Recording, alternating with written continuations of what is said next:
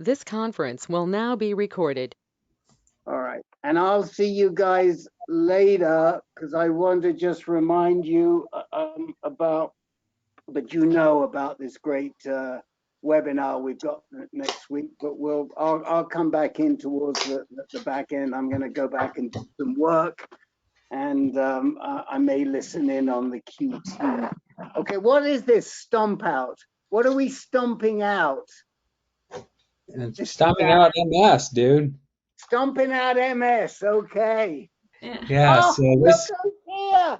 And I was gonna write to you today because we haven't, because we were just we're setting up tomorrow night's Solo Arts Heal.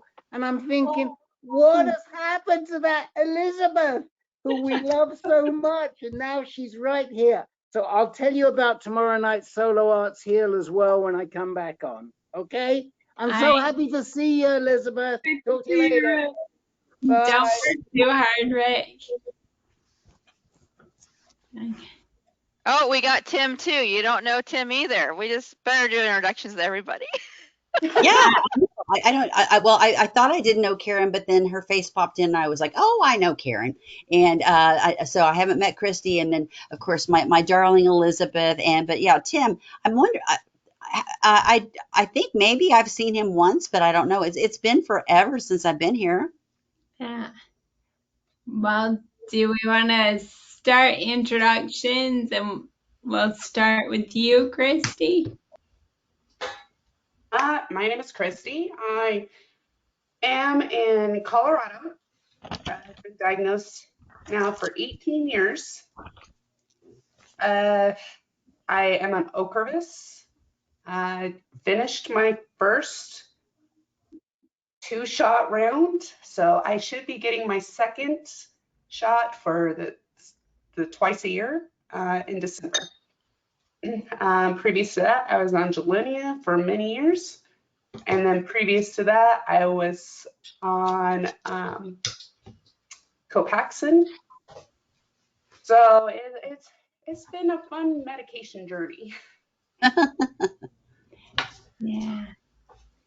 All right. Thanks. And now, Tim, do you want to say hi?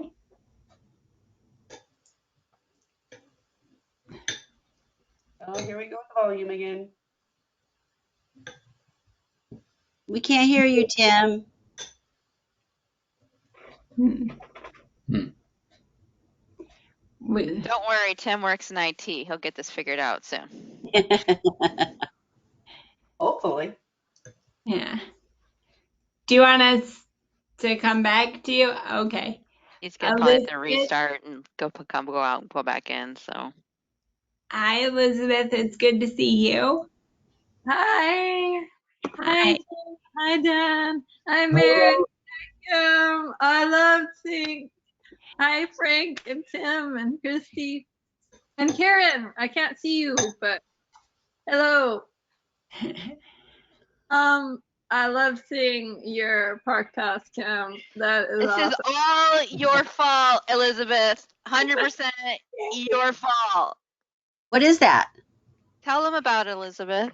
Oh, you can get a free access pass to all 2,000 U.S. parks, rec areas, wilderness areas, and you just go to. I'll find the link to my blog, and it gives the instructions on how to go to the site and fill out your application. And if you do it at a park location, it's free.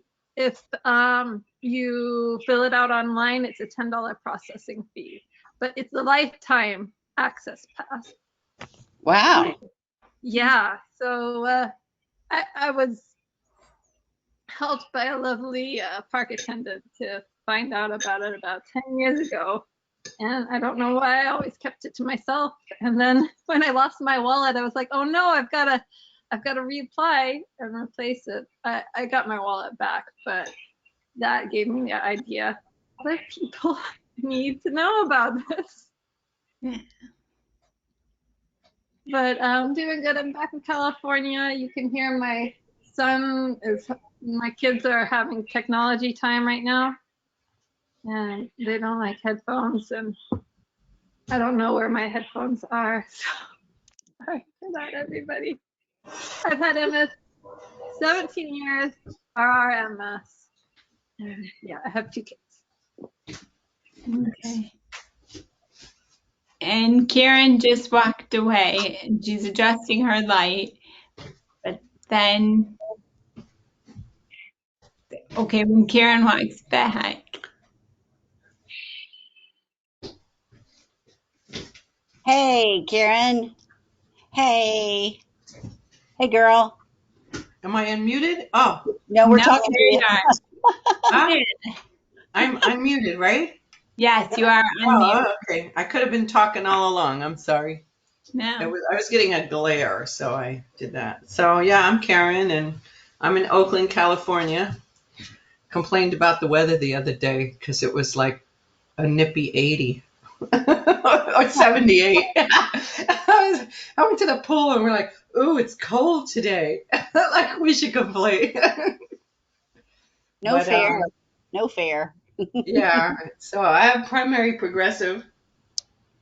I'm not on anything, although I started B12. Has anybody else done that? I know I'm on all the lightweight things, but I just started B12 about a week ago. I thought maybe that has something to do with my energy.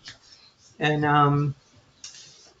yeah, I had this little ordeal to try to get home care. I didn't ask for home care, but I was referred, and after 8 phone calls to people in India, even though they say they're not in India, and 2 visits, nothing happened after that. I didn't even get told that I'm not qualifying for it. So I just sort of had to take a break from all that to say, what do you mean? Because I went to the pool for aquatic PT, I don't qualify. So just, to have spent that much energy on getting someone to come out and say, yeah, we could do something, but nothing. It's just, and then somebody came out to my house to bring a scooter. Nobody asked me, like, well, if I had a scooter, where would I go on a scooter in my neighborhood when there's cracks and hills and cement? And once I got to wherever I got to, if I had a scooter, well, how would I walk? I'd be strapped on the scooter. So anyway, working on that stuff too, but it's just so many things in healthcare. Somebody pressed a button and then they pressed another button and then somebody else got a button and then you're like on this treadmill of their agenda that might not be effective for you. Anyway, that's my check-in. All right. Megan, we're doing just like brief hi and check in like Karen said. Do you want to go ahead? Hi everybody. Megan. I'm doing pretty good. I'm not sure what other info I'm supposed to provide.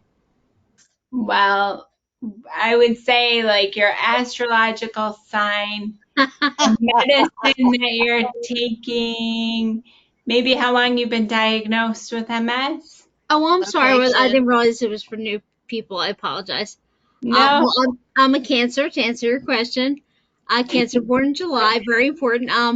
Ocrevus, secondary progressive MS, diagnosed in 2000. I always forget this. 2009.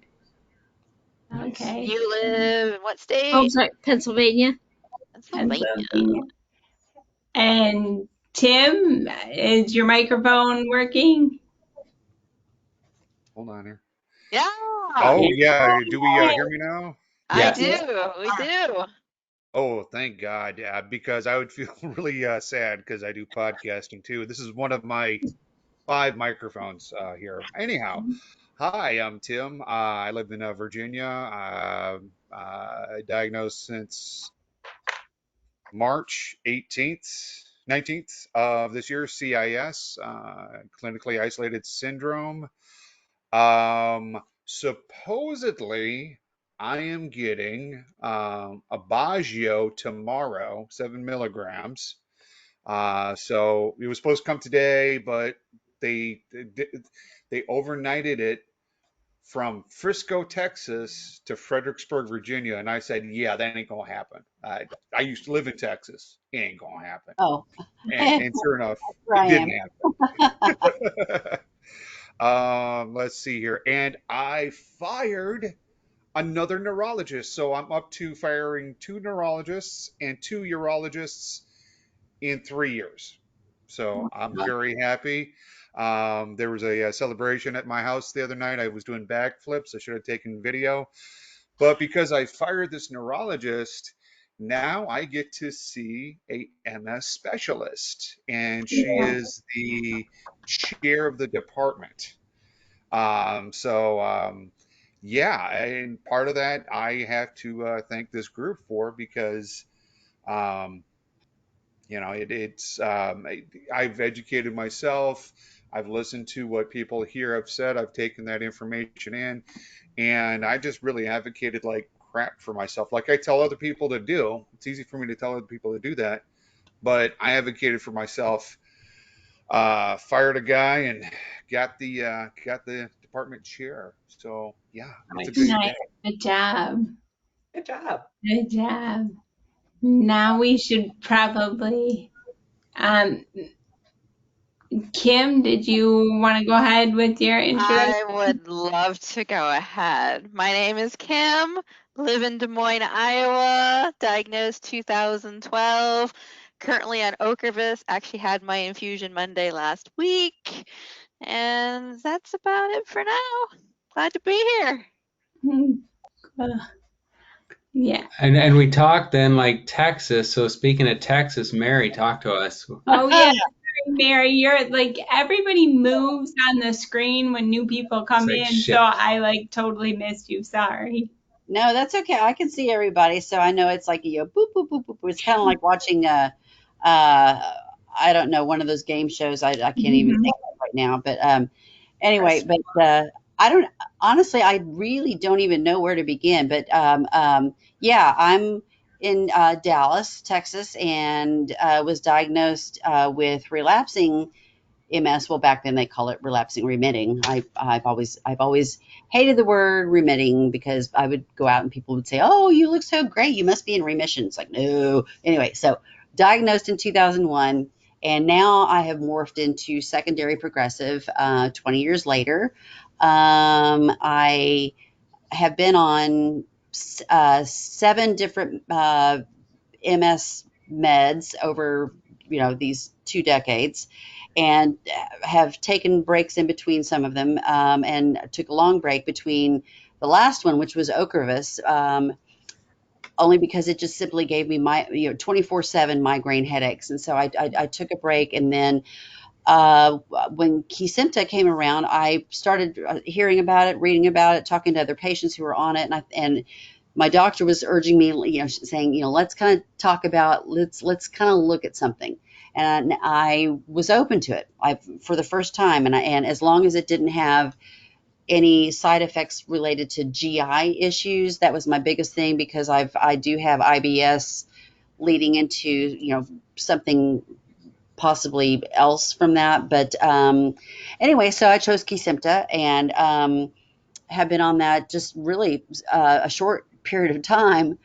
Um, Dan and Jen, I don't know if you want me to get into my story yet, but as Well, far as can we go ahead and just finish all the introductions? yes, Okay. yeah, but anyway, but one last comment, Tim. I haven't been here in a long time, but the last time I saw you, let me just tell you, just based on what I'm hearing from you, you seem like you're in such a better place, and I'm very proud and happy for you. The direction that you're going with your doctors and your decisions, that is really thrilling to see, and it's interesting, especially if you guys have been seeing each other, twice a month. It's interesting for me, who hasn't been here in 3 months, and to see what everybody's doing. It's really exciting, and it's interesting to see. So that's all. No, that's good. Yeah. And so now I'll shoot over to Frank. Hey, I'm Frank Austin. in Plainville, Kansas. I'm right in the middle of the country. Secondary progressive, was diagnosed in 1997, but I've had it a lot longer than that. All I can say is I'm a happy camper. I'm just going down the road.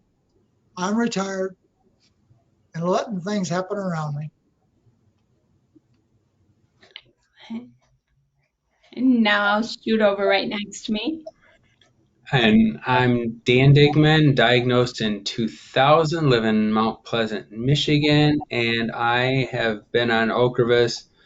I've had one like full injection. I get my next one in October, I believe, and I'll shoot it over to her. And I'm Jennifer Digman. I was diagnosed in 97. Currently taking Rituxan, and I have secondary progressive MS. So now that we have all that done. Intro's done, party begins. Where are we at? So the nurse is having a problem that people keep saying they're getting injections of Ocrevus. Isn't it an infusion? It's an infusion. Kim That's agrees. It's one of those where, yeah. Infusion. Yeah.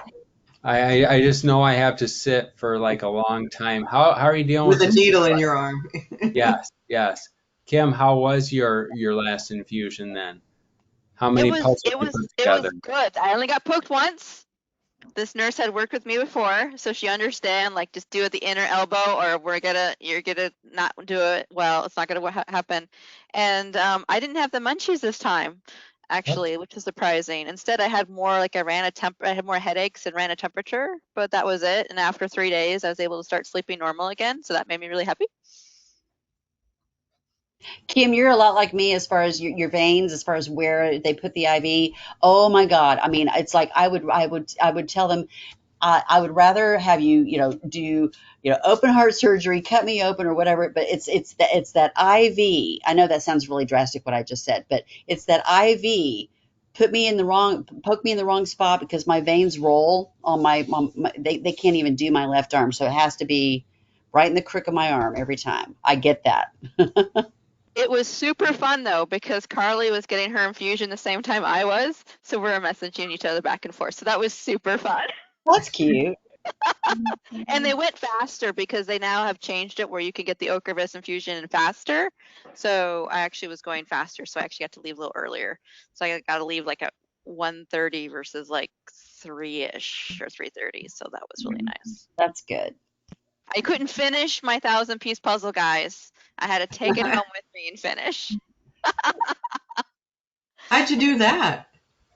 I have a special case for it that I can travel with puzzles and they don't move. It was one of those gifts for Christmas one year where mom's like, I want to get you something but not practical. I'm like, okay, this is what I want. And she bought it for me. This is the best. Not It practical. looks like a glorified art portfolio.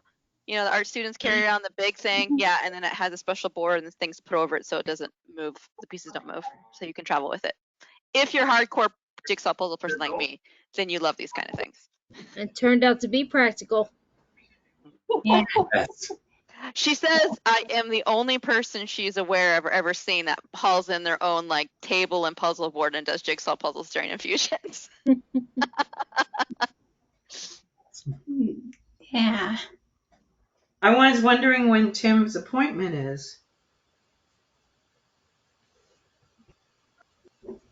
Oh, my appointment? With your new doc. Oh, well,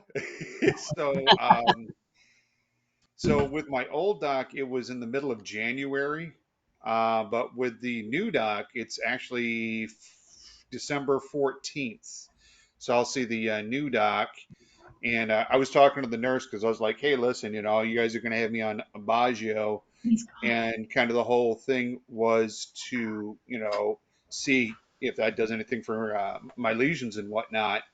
So we'll need to do some MRIs, and I'd like to do the whole, from top of the head to, the thoracic spine as well. I said, give it to me all in one shot. And she's like, oh, and I'm like, yeah, I've had a lot of bad times with you folks here, so I'm gonna be kind of driving for a while here, folks. So I'm just waiting to hear back when they want me to do some MRIs. I'm assuming before December 14th, but it's above my pay grade. Well, I just from experience, I get a brain, a C spine, and a thoracic spine. That usually takes about close to 2.5 to 200 or 2 hours, 45 minutes to get all of those images. Hmm. So by the time I get out of the MRI machine, I can't even sit up because my back hurts so bad.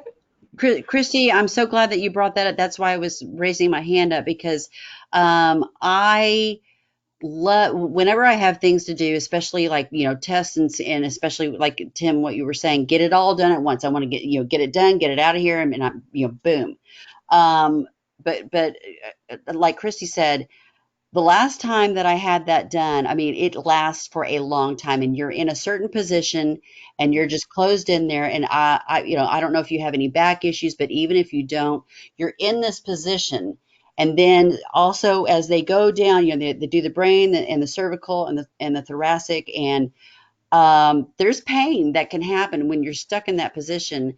So the next time I have to have all of that done at the same, that the orders are put in there for me to have those done, I am going to split it up. I'm going to have the brain done, and then I'll have the rest done because they had to, and I'm not a pain pill person.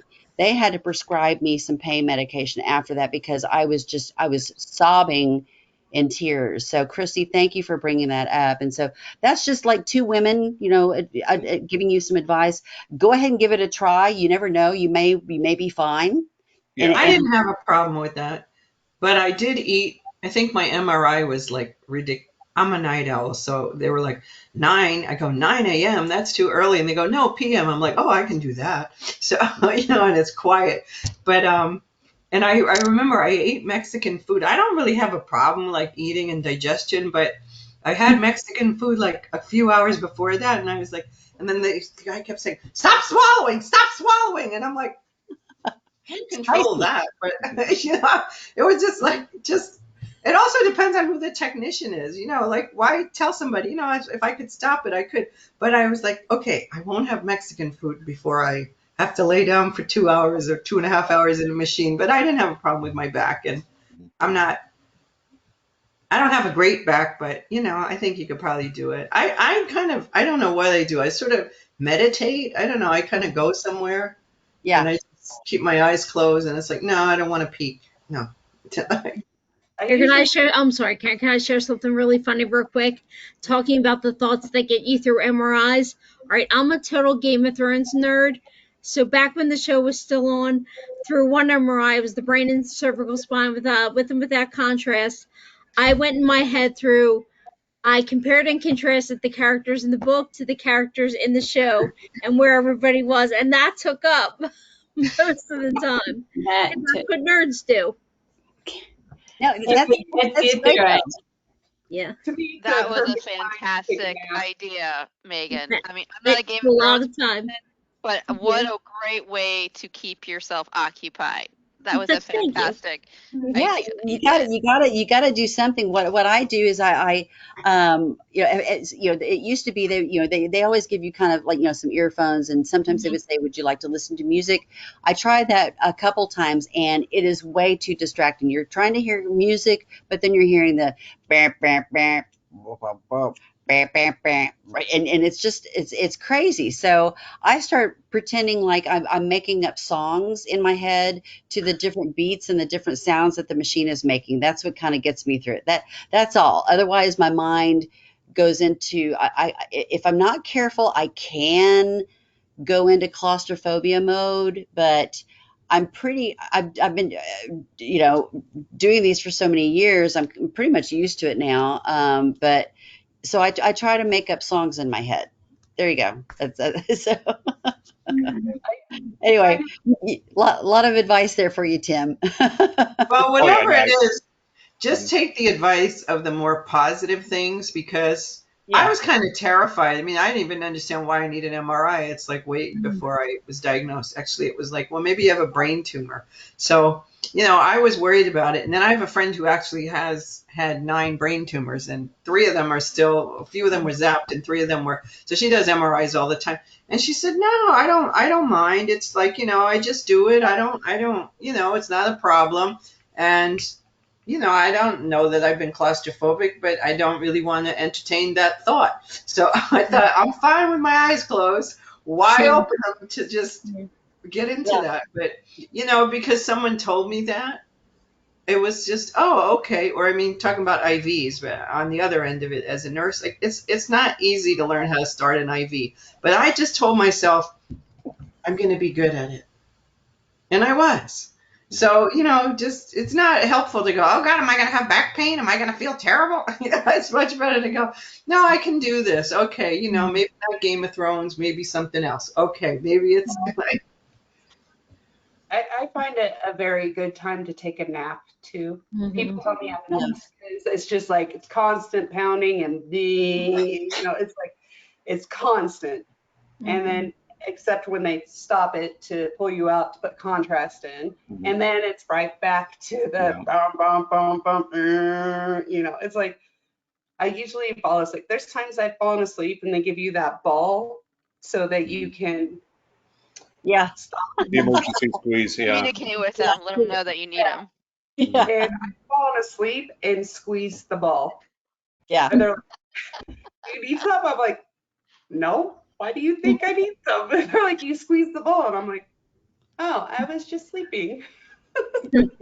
oh, that's what my friend told me, that she sleeps through it, that, and so that just kind of helped me, even though the last time I think the specialist said, do you want to get another MRI? And I was like, no. So it's not like my favorite thing to do, but I was like, no, let's not.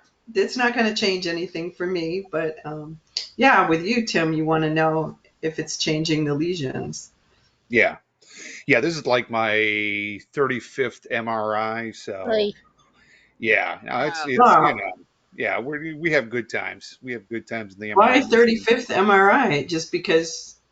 Well, we've been working this diagnosis up for the past 5 or 6 years, and I had a embolism in my cerebellum, or no, a fistula in my cerebellum that we had to do an embolization on, and that took a bunch of MRIs and CT scans, which was fun. But yeah, over the past like 5, 6 years, I'm like at number 25 right now. So, I'm hoping that, I brought my punch. I'm bringing my punch card with me so that way I can get these for free. That would be But nice. We wish. We wish. Seriously. Mine But will be free, but that's because I maxed out everything with the Ocrevus. So Ouch. I did that with my brain surgery, with my embolism. I one brain surgery, boom, I was at catastrophic, and I told my primary care, I'm like, whatever you got for me, February, I've already filled up my dance card. Let's go, do all the tests you want to Yep. do. Let's do it. But my best time in an MRI, actually, the first neurologist I fired, um, he gave me like 2 or 3 not Vicodin Valiums, Yeah. and I brought in a CD of John Coltrane, and oh my God, that was fantastic. That was just, can I do this again? Do I have to leave? I mean, the CD's not over yet. Come on, let's go. So I'll see if they can pull that there. But no, I'm taking it under advisement, doing it all in one shot. I, I hear and respect what you guys are saying with that. My only issue is that I'm up here in Fredericksburg, and Richmond is like hour and a half away, depending on traffic. So I really don't want to, go down there for, the head and the neck, and then wait another week and then go down there for the spine. I'm just like, let's give it a shot. Let's do it all at one shot. And I am not afraid to use the squeezy ball to go, yeah, no, I'm not going to make it. So, but I wish that they would cross MRIs with the dentistry and give you nitrous oxide. Wouldn't that be pretty sweet? Oh my You God, just that'd be be out there and you just be like, fantastic. and then you hear the noises and you're like, I'm floating. I hear these like I haven't had nitrous oxide for probably like 20 years, but still, the last time I used it, I remembered it was a really nice experience. Why But don't that's they do laughing that with gas. the MRIs? That'd be You would so start, great. you would start giggling, and then they would say, "Okay, you're giggling. We have to do this scan over again." I never laughed when I was in nitrous Okay. oxide, but I remember being very floaty and Hmm. I mean, that would just make it, that would just turn up the experience a little bit better. And then you just put in the special music and then you're just like, Mhm. wow, this is just another, like, you feel like you're at a concert or something. You're like, wow, this is just I great. think that's a great idea. Well, I think so it too. never occurred to me to like self-medicate with marijuana, but then you You get the could. munchies. I guess you But then you get could. the munchies. You're in there going, "I'm so hungry." But I would just think it'd be But see, great if they put the nitrous oxide on you, just slip you Mhm. in, and you're just like, wow, this is really, I'm really relaxed right now. Yeah. Give you but contrast. Oh, see, I don't care, whatever. And they're like, okay, we're done. I'm like, no, I Let's want scan and some then, more. more stuff. well, I and then want to like stop. what Sure, Karen just do said the with whole body. Do marijuana. the whole body, entire body. Just do the whole thing. I want to stay in here. Well, if you had marijuana, then you go and you go over to Tim and you put on the John Coltrane and do a little in a sentimental mood or a love supreme. See, my boyfriend in college was a jazz saxophone player, so I know the Coltrane, I know Sonny Collins and all those dudes. But so yeah. So you do the relaxing stuff and then you put on a little smooth jazz and there you go. I Mhm. have to try that sometime. They're The totally best missing this thing. opportunity. Now, there might be a problem because nitrous oxide is in a metal canister and there's probably metal Yeah, involved and things There's like that's the that. that. But problem. Yeah. still, I think that they can get around it somehow. I Oh, They I'm mean, have sure. to do the that's a cake, gold mine. I mean, think and how they much have to do the the cake. technicians would enjoy that. Like, oh, my patients are so easy. The problem is getting them out of the MRI for the next person because they don't want to leave. Oh man. I'm just trying to solve the world's problems, guys. That's all. I like it. I'll Elizabeth, ask them that what's when I going have on my with MRI you? next month. I'm like, why not nitrous oxide, guys? You need to work on this. with Why just let using the the dentist have it? Like, really? Like, why just that group of people? Let's expand it a little bit. Yeah. Good point. All right. with medical marijuana, what you want to do is take a low dose edible, but you have to time it right. So you're not like if you have to wait a little bit, you're like So I what would you not. Then I wrote my MRI horror story because I wanted to tell to the tech the MRI tech. I wanted to say, promise me you'll pull me out if there's a zombie apocalypse, and I didn't. 'Cause it's weird and hopped up, and so I thought about the story and used it. what you're saying is you need to test your product to see how Oh, early yeah, you need to test take it prior to your scan. That's the thing. I don't think, well, of course, I'm in Texas, so there's nothing available, period. I mean, it's just not here. So, yeah, I mean, I used to have to take either Ativan or Xanax before I had my MRIs, and over the years, now I do take a Benadryl now. I don't have to take any sort of anti-anxiety anymore, but Benadryl helps just kind of, you know, settle me down. So I don't actually nap, but I get kind of close to that, you know, sleepiness feeling. And then by the time the whole thing's over, I'm alert enough to, you know, drive and function just fine. So that's just kind of what I do. That's a good idea. I never thought of that. Benadryl. Yeah, it's just kind of, you know, um, yeah, it Takes the edge off. yeah, just a little bit. Yeah, yeah. That my going back to what we were saying earlier, the only thing that I did, and I learned it the hard way, is going in and saying get it all done. You know, brain, cervical, thoracic. It's just too long, and over time, when they go all the way down the back, eventually once they're down your spine, it gets really hot, and you can feel, Christy, I don't know if you remember this too, but you can feel the heat just kind of radiating through your spine, and that's when, and even they put like a little thing underneath my knees so that so that my back can kind of settle in and relax. But it is hot as can be, and my internal thermostat is really hot anyway. Plus, I'm 55, so menopause, and that's not a happy place anyway. So you just have to kind of go through it and see, explore what you can and can't do, what you like, what you don't like. And also something interesting, I don't know if this is worth bringing up. You can cut me off if you want to, but there's been controversy over having the contrast, and I don't have to have contrast anymore. I think there is a time and a place where contrast is appropriate, is needed, so you can see activity that's going on. But after a while, after progression, there's not always a need for it, because some of the studies are saying that, yeah, there can be some people are allergic to the contrast, number one. Also, number two, there are some issues with it as far as just causing some problems. I can't remember in my head what those are, but anyway. Yay, Michelle is here. There's Michelle. There's Michelle. Hi, Michelle. Right. Hey, dude. Hi. Hey, dude. What? Are you using your computer this time? Hands free. Hands free. You've got your computer on. You've got your new laptop, right? Got my brand new laptop. Yay. Well, do you want to go ahead and introduce yourself just so that everyone... Hi, I'm the very late girl. Better late than never. I was helping somebody understand Medicare.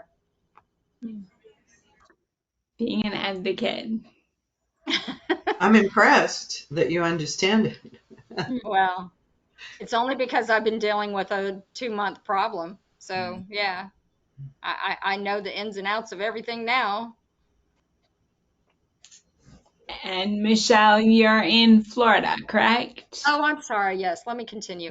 My name is Michelle. I'm in Florida. I live next to Epcot, Disney area.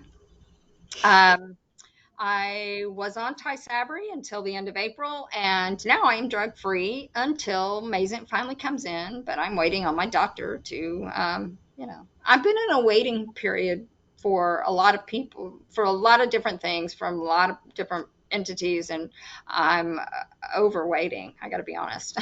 I'm just like, but because he's so late, that gives, I'm sending him an email. I'm saying, you know what? I'm getting my booster shot, so now y'all can wait on me. What are you waiting for, though? I couldn't hear that part. I'm waiting on my doctor to send the cleared for therapy form.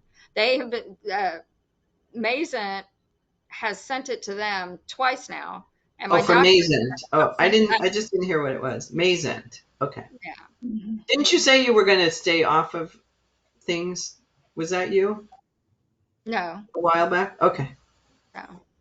Unless I got too irritated. I don't want to be on a immunosuppressant drug because I've got COVID and I live in a state where, the governor has put a lockdown on people being responsible and, woohoo.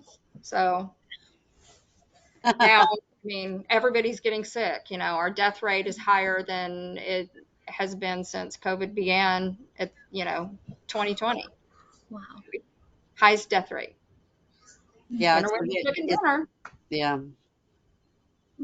So then you made a good point, Michelle, and I think, Mary, is this what you were getting at earlier, just in terms of stories, because this is like timely and stuff, and just the question of booster shots and disclaimer. We're not giving medical advice. It's just really right your experiences. This is big stuff to be thinking about. Obviously, we all will check with our neurologists and newly hired neurologists depending on how many you fired in the last 6 months. Right. But it's just like, what about this? I mean, as far as the because we're thinking about like, how does this work for us on Rituxan, Ocrevus, and everything, and then the timing of when does said booster shot get administered in terms of when your injection is, and infusion, etc. And so talk to us then, Mary and Michelle. You guys are like trailblazers, so I'll stop. Booster shot, go. Um, Oh, do you, do you well, want to go Michelle, first? Yeah, go have first, you Mary. had your booster yet? Oh, Yeah, go go ahead. Go ahead. Go ahead. We're so polite to each other. You first. You've done yours. Okay. Yeah. Okay. So, basically, there's been a lot of chit chat and a lot of people on board, a lot of people hesitant, a lot of people negative as far as getting the vaccine. Period. I'm only going to focus on people with MS because we know about it. Just the whole community in our country. Period. Population at large. But anyway, so yeah, so I've really been delving into to vaccine or not, and honestly, I didn't hesitate because I knew my immune system and my resistance factor. I've had allergies my whole life, seasonal allergies, also things around the house or whatever, and I've had years of getting allergy induced infections and what have you. Plus, with my GI issues, my resistance gets down. And so I'll just tell you my story really quick. So when the vaccines became available, I got them. My second Pfizer vaccine was February the 10th. And then I was able to start Kesimpta, which is also an immune suppressing therapy, just like Ocrevus, just like the rituximab, and I think there's a couple others. I don't have them in my head, but anyway, so I didn't hesitate with all that, not at all. So I get my vaccines and I'm fine. So that's February. I start Kesimpta in April, and then and I do a couple shots, and then at the end of June, like a week before I was supposed to take another injection. Kesimpta is a once a month self-administered injection. I like it. It feels fine. It's easy, no problem, no pain, nothing. So then I get sick and upper respiratory infection. It lasted for 2 months. I got tested for COVID and I got tested for COVID again. Didn't have it. Never had it. Kesimpta does have a risk factor of upper respiratory infections. So I've kind of done some research as far as what I need to do about that moving forward. So antibiotics, a little bit of prednisone, and then this is very important. I talked to my doctor. I said when I was sick, I said I'm supposed to take my shot in about a week. This was in June, and she said no. When you're sick with something like this, she said you need to wait at least 5 days until you're completely well before you take your next shot. So that was 3 months ago. So I get to get myself kick-started back on Kesimpta in a week and a half, which is great. So then, okay, let me backtrack for 2 seconds. I was going to be able to start it before today, but then all of a sudden it's like, get your booster shot now. I mean, I get a message on my chart, through my doctor's offices, that it's the patient portal that I have, and it's like, you're eligible, get it now. And so I even took it a step forward and I called my neurologist and I said, I want to get my timeline correct. I want to know what to do. Everybody was on, here's my advice. Get in touch with whoever is supplying your medication, whatever drug that you're on. Talk to your neurologist, make sure that they know exactly what's going on, make sure full transparency of everything. And there was no question, period, as far as me getting the booster, because the bottom line is this Delta variant. That's why we need that. Okay. Otherwise, we need to go out there and continue to be wearing masks. We need to keep distancing. And even though I've got my booster now, I just got it this past Friday. I'm going to continue to mask up. I'm going to continue to wash my hands. But the big factor is more or less just even before this, I was going to a restaurant just a few times with my mom. I felt very uncomfortable then, but now I'm not going to do it until things settle down. And she understands that now, finally. And I said, if you and I need to have dinner, we're going to do it at my house or your house, but not in a restaurant. Especially here in Texas with our governor, the way things are. Y'all have heard about it on the news. I'm just trying to do the right thing, but I have no problem with the booster. I have no problem with the vaccine. Yes, some people may have certain reactions, but the thing with the vaccine is you could still get COVID, but you're not going to be as sick as without the vaccine. You more than likely will not get hospitalized. If you do, you're not going to die. The chances are, bottom line, and again, this is not advice, this is what I've been hearing and what I've been told from the people out there, the experts, is to do it. And so that's what I'm doing. That's what I Now, did. has anybody else had a third booster yet? I've had I'm in a Facebook group for Kesimpta. I would say, let's pretend, if I could put a percentage of people in a percentage range, I would say that 80% of the people have had the booster or are scheduled to get the booster out of that number of people. Even other people who are on different medications, and I've been a fly on the wall. I don't really jibber jabber and tell people, well, this is what I heard, because there's a lot, how it is on social media. But from what I'm hearing, people are like, boom, I'm out there, I'm getting my booster. My doctor told me to do this. It's an MS specialist. But how long after your second? Because I was late getting a shot. Like, I just didn't worry about it. I just went when it was convenient. So I mean, is there a time frame for the second one? Isn't that what's being talked about? What they're telling the public is 8 months, but for people who are on immune suppressing medications, that once the booster became available, it was like, boom, go get it now. So that means if it's 5 months or 6 months, which is where since mine was done in February and now it's August, so mine was a 6 months wait period. So I would call your doctor and say, this is when I got my second vaccine. Am I eligible for the booster? That's my advice, period. Just call and see. Yeah, what about you, Kim or Tim or Megan, Frank? I mean, have you thought about doing another booster shot?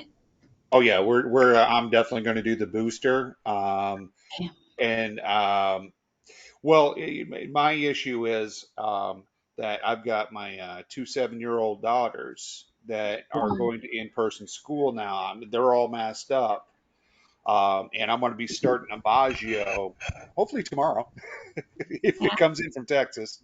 I love Texas, by the way. I do. I spent 3 wonderful years in Abilene. I love Deep Ellum in Dallas, and my brother Woohoo. lives in San Antonio. So Texas is awesome.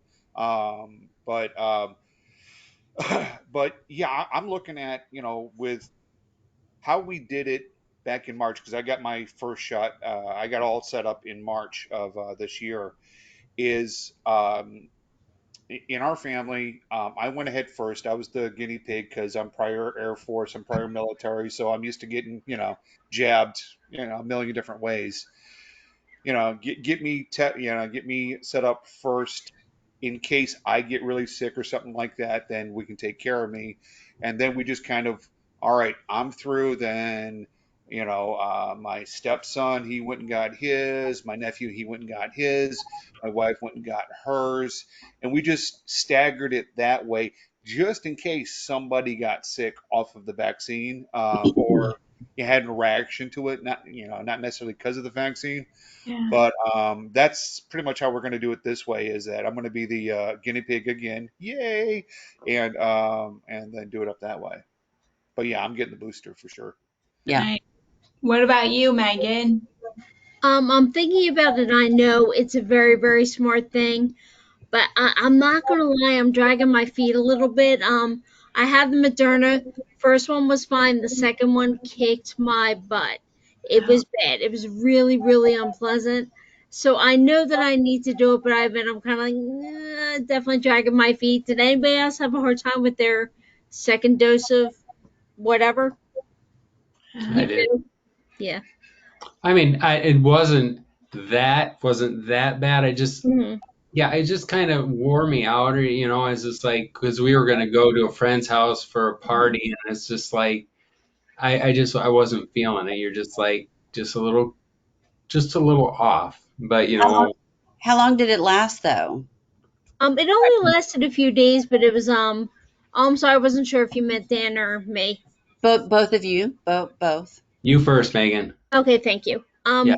Mine honestly, the terrible part only lasted 2 days, but it was terrifying.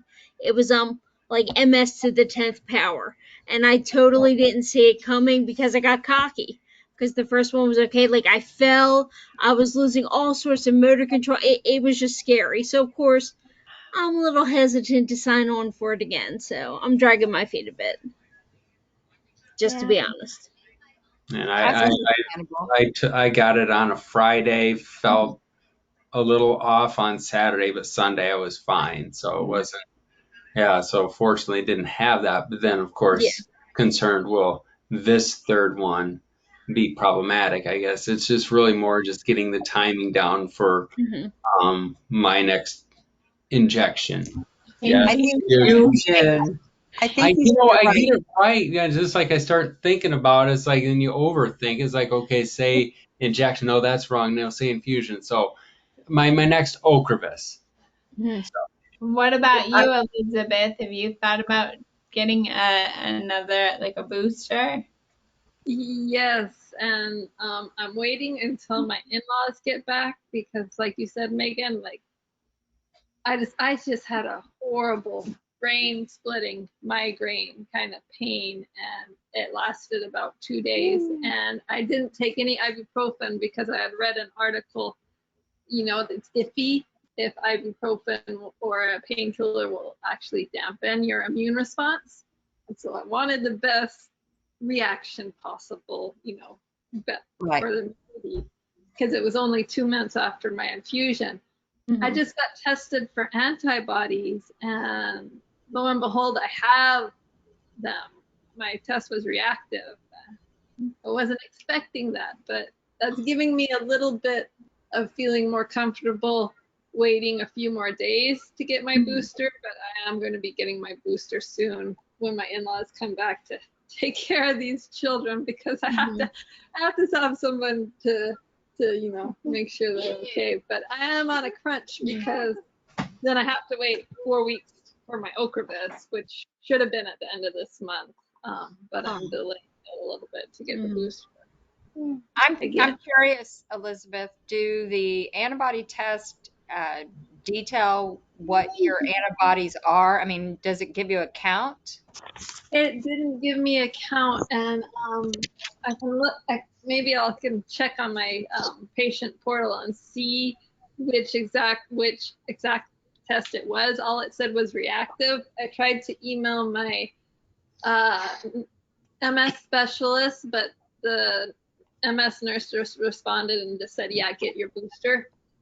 She didn't really say, And my MS specialist was like, "Well, you probably don't have antibodies, but what the heck? Let's give you an antibody test anyway while we do all your blood work." And so I'm just gonna go ahead and get the booster.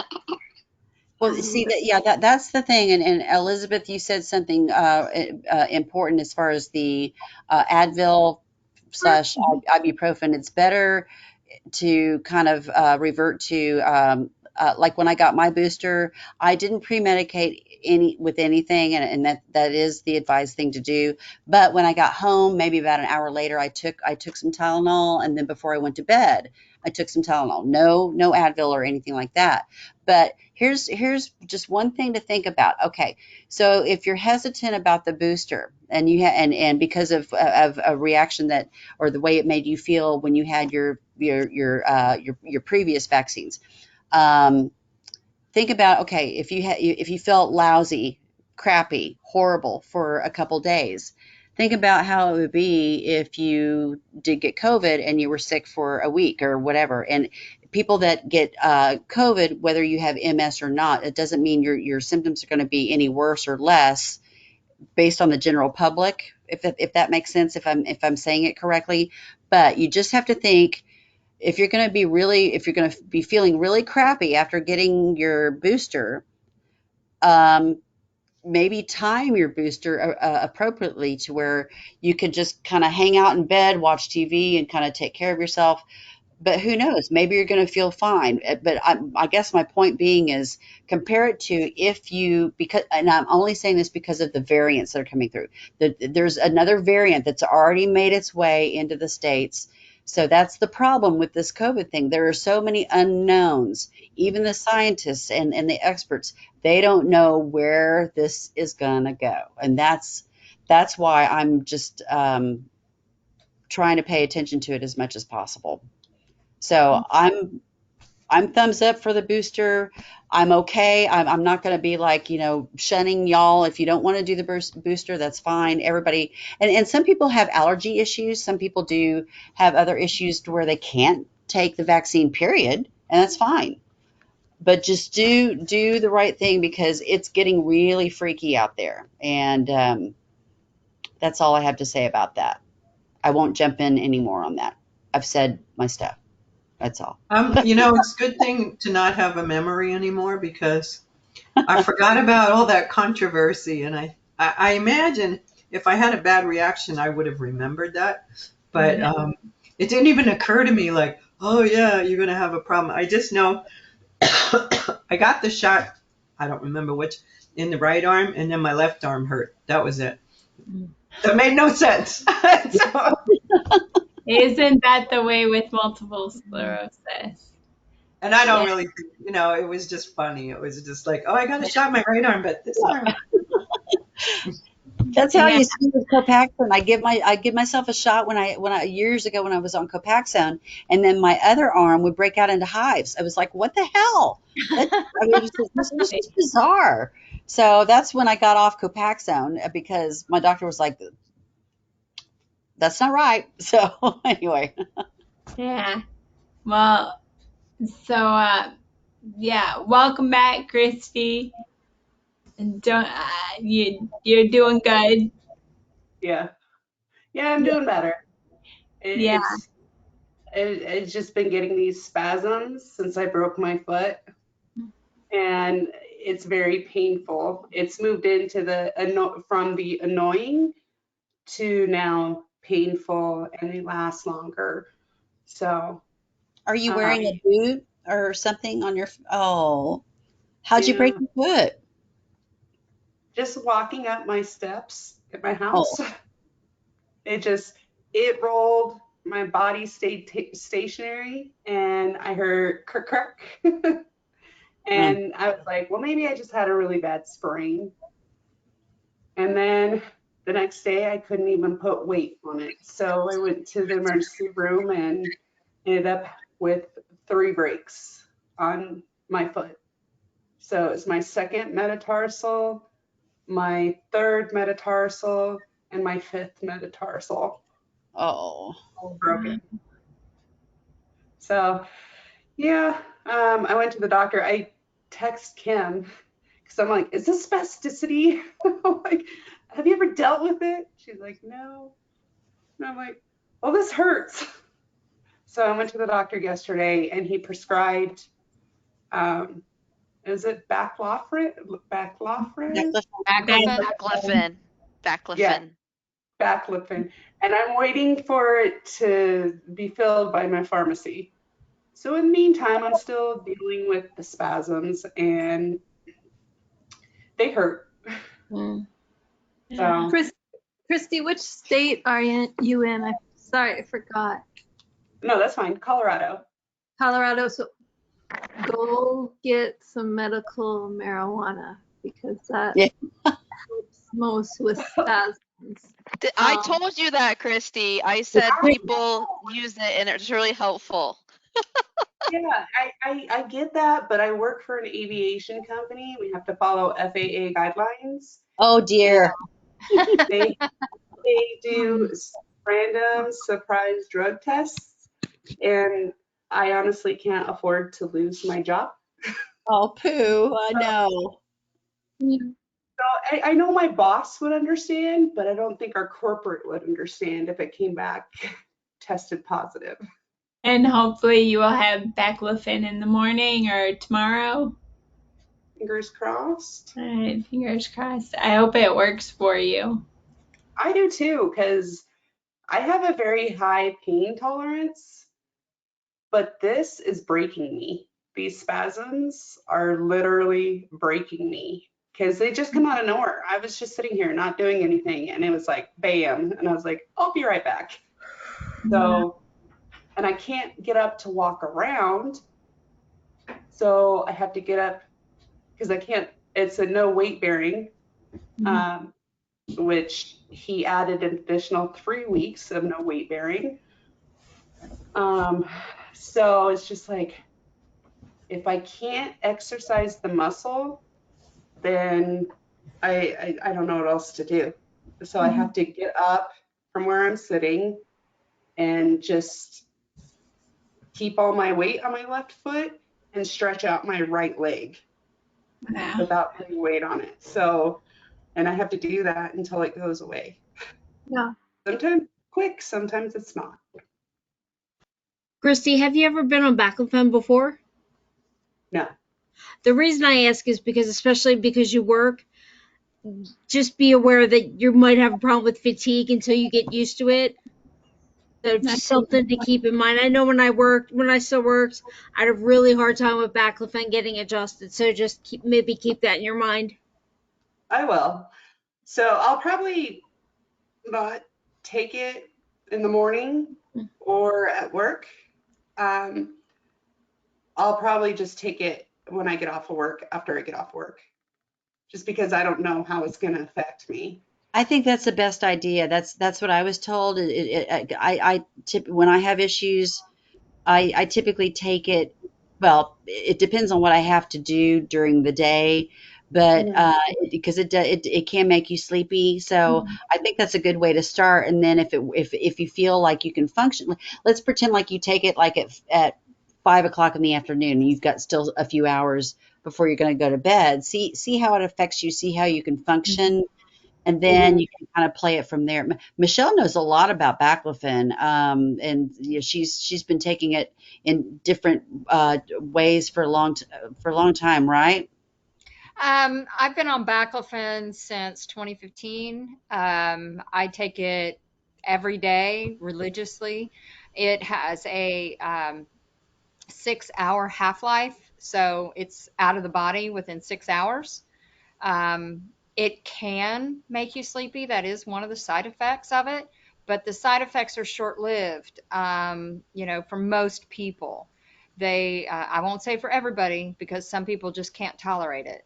Um, but that sleepiness will wear off the longer you're on it.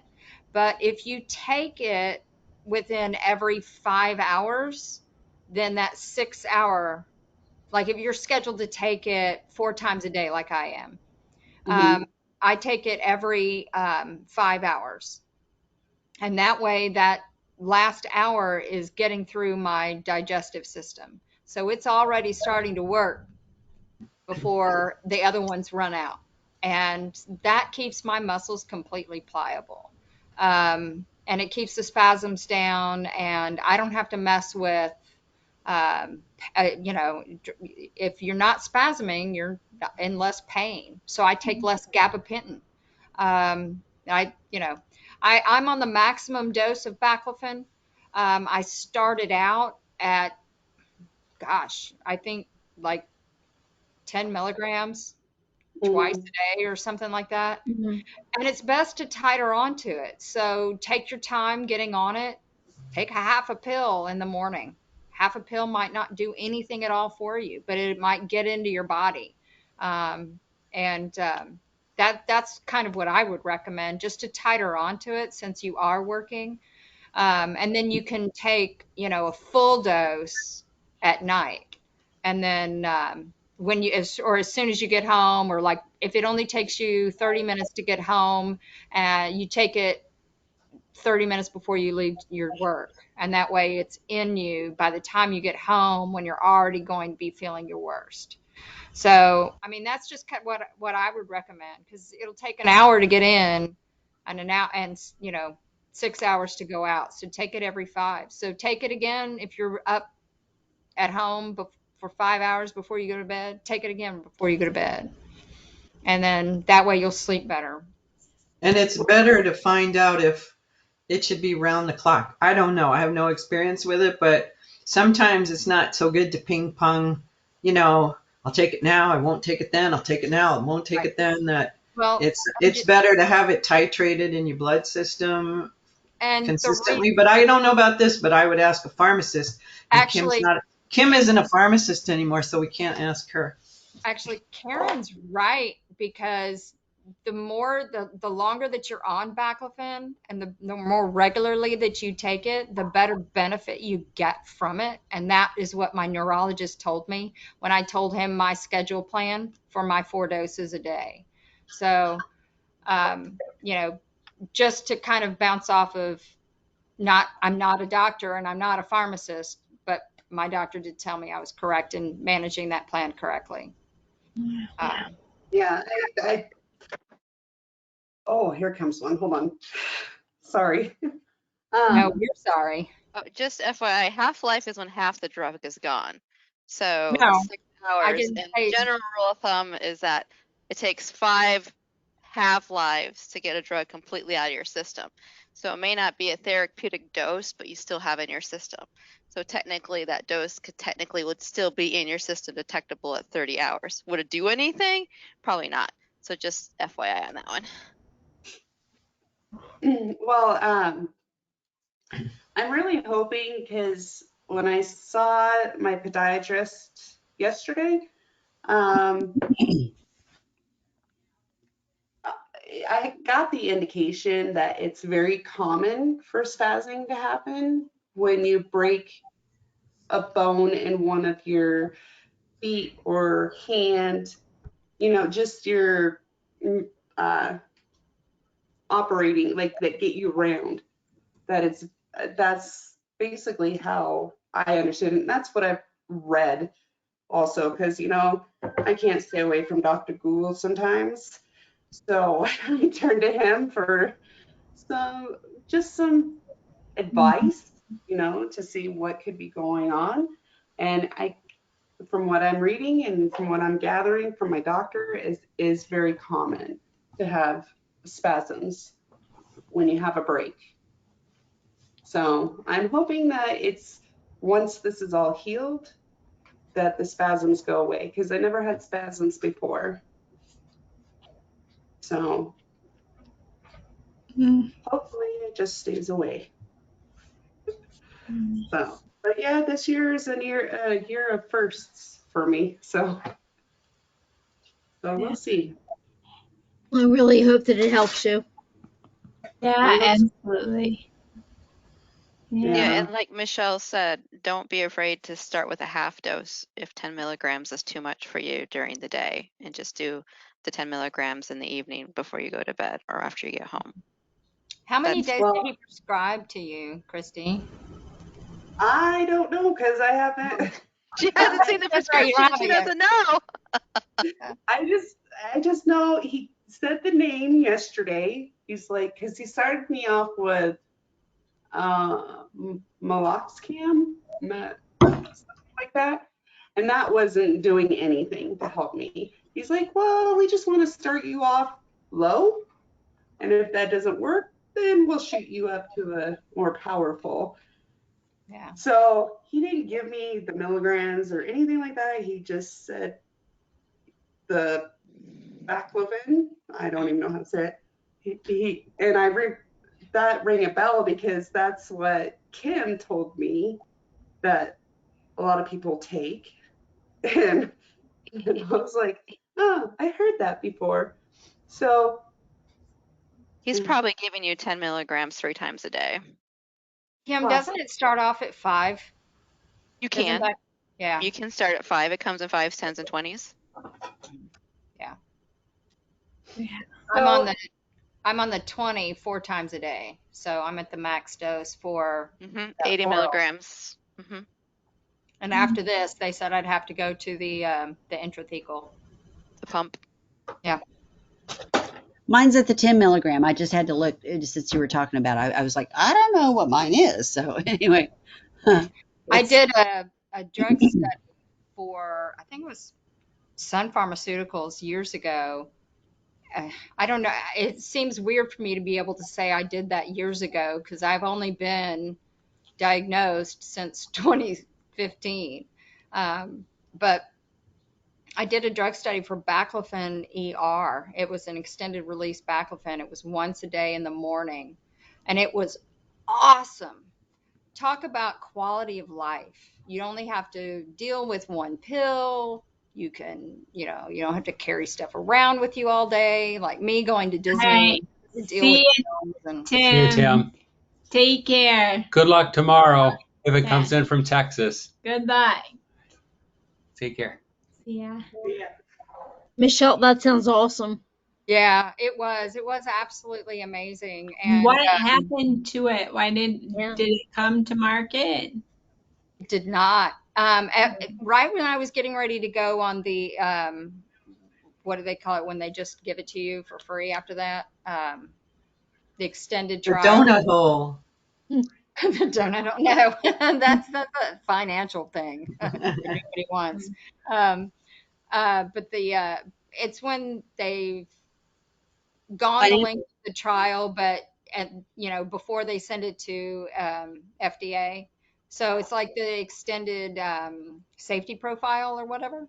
So they keep people on it for a couple of years. But they pulled it to take it to the FDA, and they didn't get FDA approval for it, or I don't know. I loved it. I thought it was amazing. And that doing that study is what made me realize that I was on a dosage that wasn't high enough for me. So I was able to. That's how I feel about armodafinil. I love that stuff. I call it my legal crack. What drug was that, Christy? Armodafinil. It's the generic Navigil, right? Yeah. What strength are you in? No. I always get this confused with my Impura. It's either 10 milligram or 150 milligram. I can't remember. Is that a fatigue medication? Huh? Is that for fatigue? Yeah, it's primarily prescribed for people who have narcolepsy or shift work. Okay. So, your strength is 150. 150? Yeah, I always forget because I know what they look like, the pill difference, but I can't tell you the milligrams. But yeah, that's been my saving grace. And for a while there, my insurance was not approving Nuvigil. That's my problem. I can't get modafinil covered. And I even tried a tier exception with my insurance, but I don't think that my doctor's medical assistant is wrapping her brain around what I keep telling her. He needs to fill it out.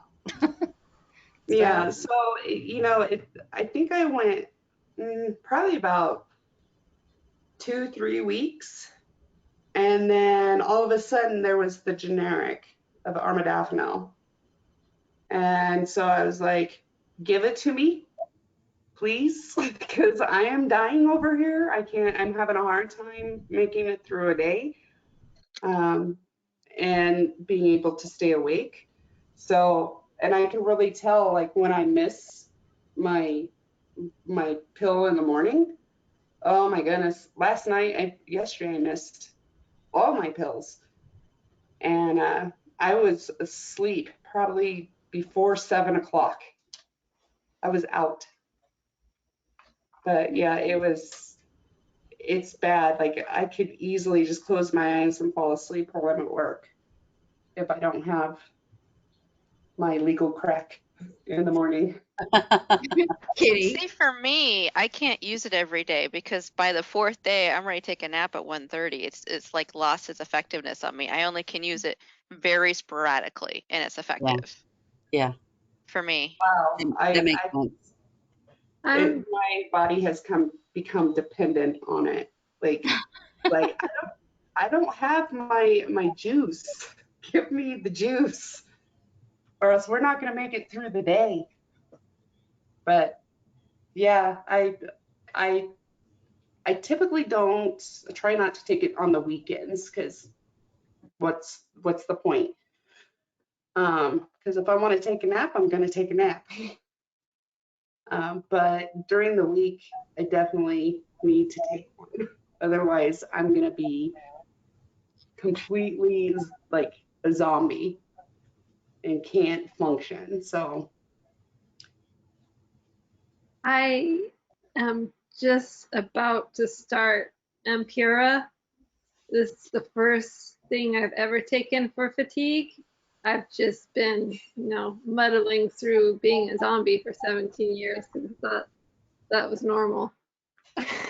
Is that supposed to And help with fatigue? Because I've been talking about it is, Ampura, but I it didn't. is supposed, I guess it does help. It's supposed to help with walking, I guess, too, but it's also Yes. supposed to help with the fatigue. And he told me that if it doesn't do the trick for me, we could go to modafinil after. But I wanted to try, the baseline first to see how I get the double whammy. I get the armodafinil, and then I have the Ampura. So I'm fully like charged every day. So I haven't noticed Ampura for fatigue, but it would make sense because if it's supposed to improve the nerve conduction. Yeah. So, you wouldn't be dragging as much. And I stopped taking it. I mentioned this before that I had stopped taking that for a while, and then I was more incontinent. And today it's been 3 weeks. I went for my tibial nerve stimulation, and it's working every 3 weeks. I don't have to. But when I didn't take Ampura, I was piddling and worse. So, and it seems to be pretty harmless. I mean, for me, I think it could affect your kidneys, but or Has anybody taken? The doctor was going to prescribe me something for, for urinary retention, but then I'm allergic to sulfa drugs, so he had to look for something else, and he prescribed mini press.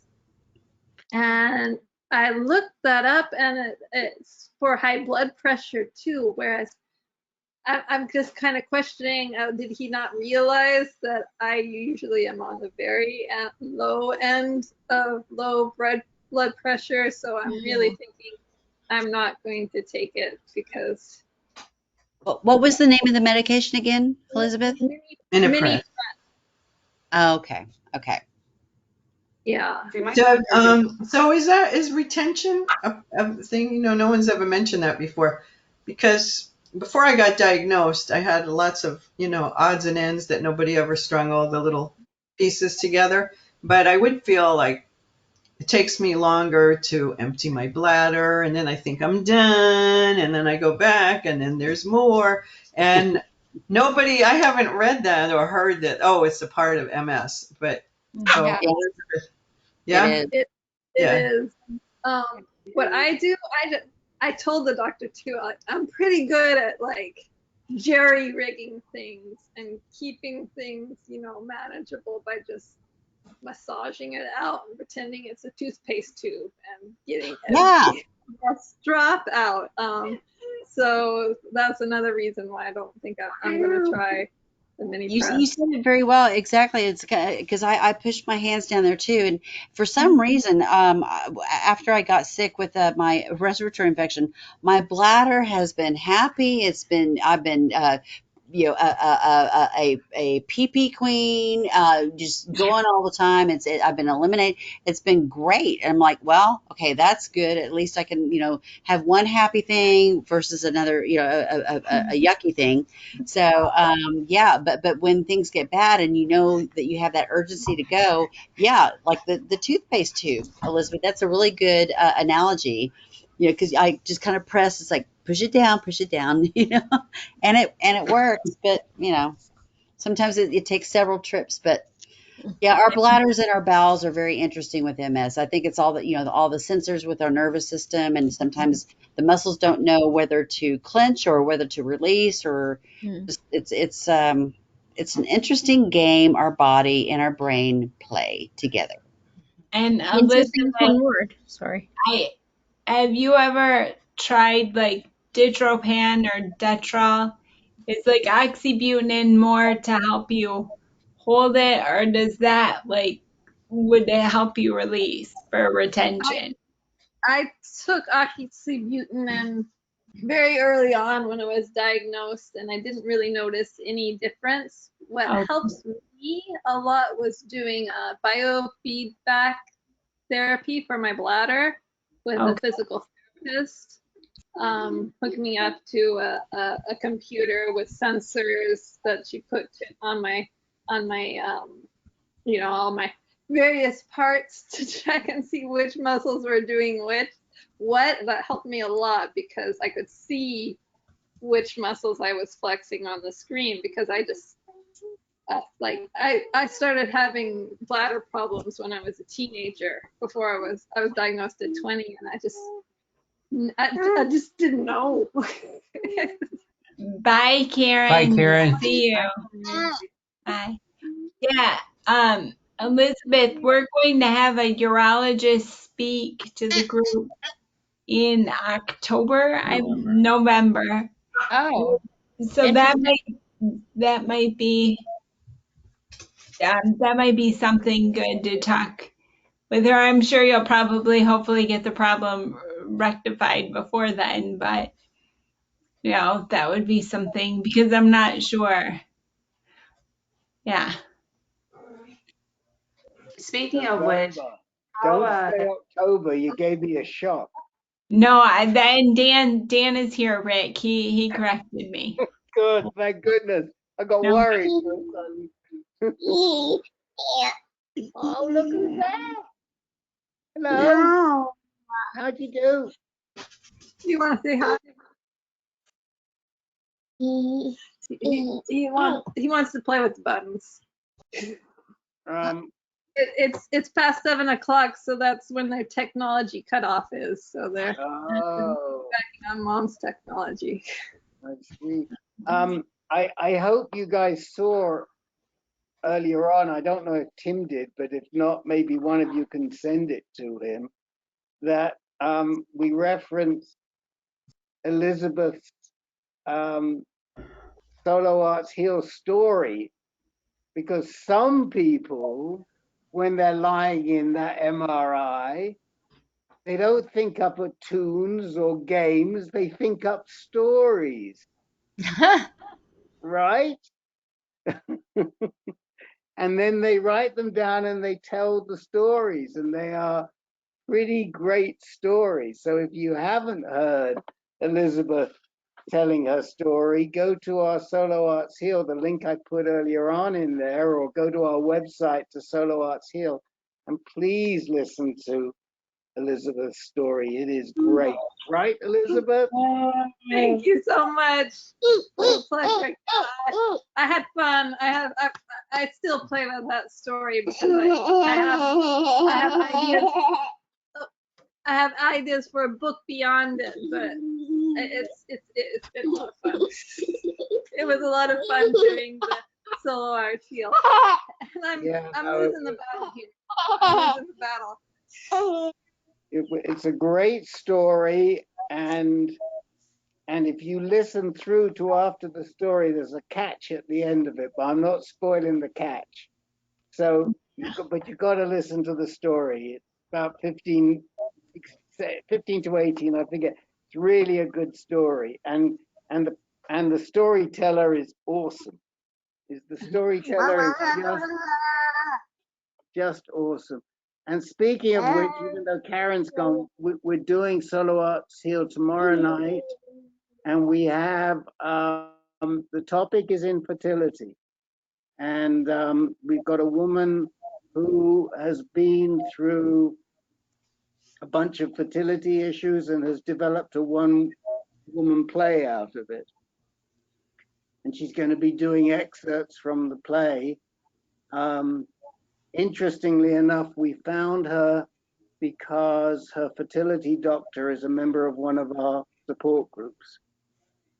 And he knew what we were doing and said, would you consider this lady? And we said, absolutely. So that's tomorrow night. So come on to that. And then next week, of course, we have the session with Dr. Boster.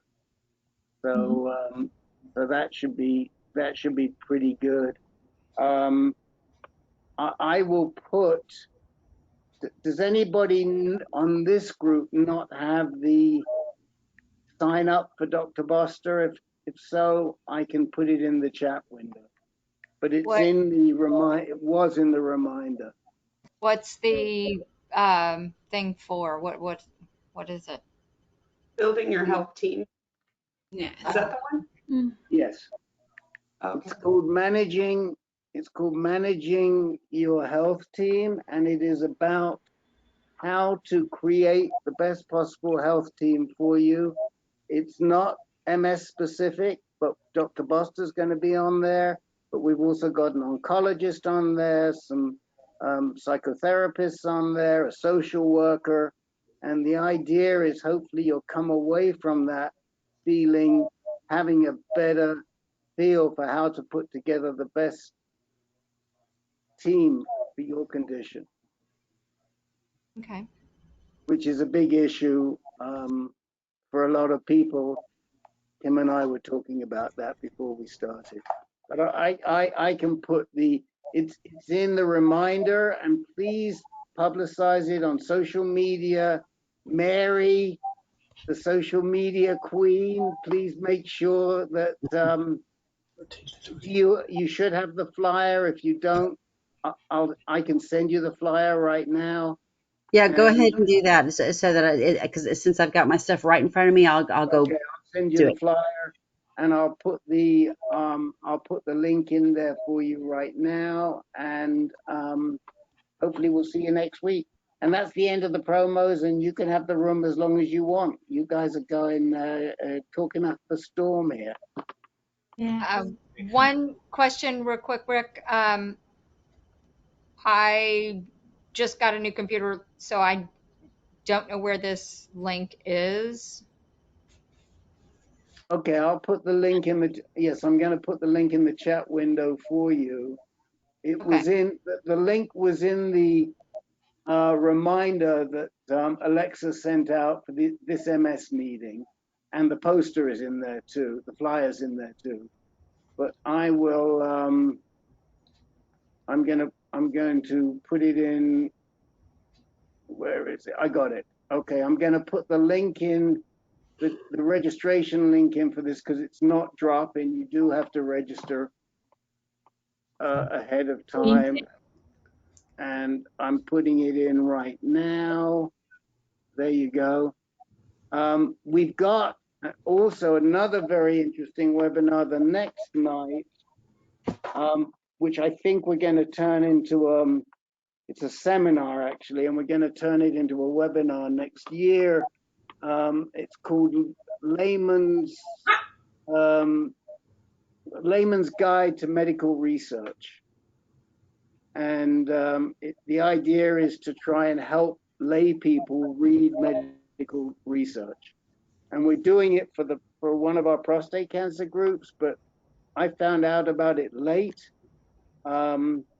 It's in this room. It's at 5 o'clock the next night. It's not You don't have to register ahead of time if you just want to listen.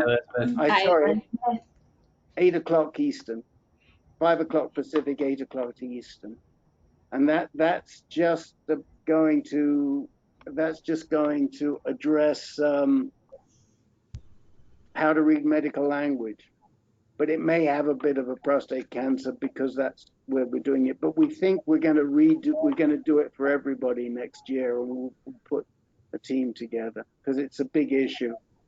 Not everybody is like Miss Kim and so comfortable reading their medical research. I'm not as comfortable as I used to be because of the cognition issues, and I've been out of the loop for a while, so I don't know things like off the top of my head like I used to. And things change really rapidly. So you ask me about new drugs, I'll be like, oh, I don't know. I don't know anything about them. I haven't researched them. I will tell you the date so you can mark it in your calendars. I'll tell you the date for this MS urology presentation. It's going to be the 29th of November. On a Monday? Yes, it's a fifth Monday. So we don't have any virtual groups on the 5th week of the month, so that we schedule all of our webinars on that in the 5th week of the month. And it's a female urologist from Johns Hopkins that will be speaking. How did you guys get her? The magic it's not what you know, it's who you know, Kim. I know, that's why I'm asking. How did you find her? Bye, Nice Megan. Good to see you again. Take care. Bye, Megan. Bye. So Alexa and I will be working with Jennifer closer to the time. We may, we haven't discussed this. I haven't even discussed this with the Digmans, but maybe we can get Dr. Boster to introduce the webinar, and we can do it with Dr. Boster. He doesn't have to do any presentations, but he may be interested because it may be a topic that I think a lot of his patients are interested in too. But we'll wait and see how this one goes first. And if it goes okay, then we can. And I'm happy to ask him. I won't ask the Digmans to ask him unless they want to, of course. We've got a talk with him within the next couple weeks, so we'll throw it out at him then if that works. It works perfectly fine, yes. If you're comfortable doing it, but we'd love to have him introduce your the urologist. I mean, it's really a big issue, and hopefully we can get MS Foundation and National MS Society to promote it too. And MS for MS, I'm sure we'll promote it as well. Yeah. So before we sign off, our next meeting will be September 14th. I only know this because my husband looked at the calendar. I was just like, what's the calendar? Yeah, so it'll be Tuesday, the 14th of September. Yes. Okay. And hopefully we'll see crazy. We'll see you all on the 31st. Yes. For Dr. Boster and co. Yeah. Okay, and Mary, as soon as we finish up, I'll send you the flyer right now within the next. Thank you. Yeah, that sounds great. Okay. Okay. All right. Bye, Rick. Bye. Bye. I'll let you guys close out. I'll just disappear. Goodbye. Bye. Bye.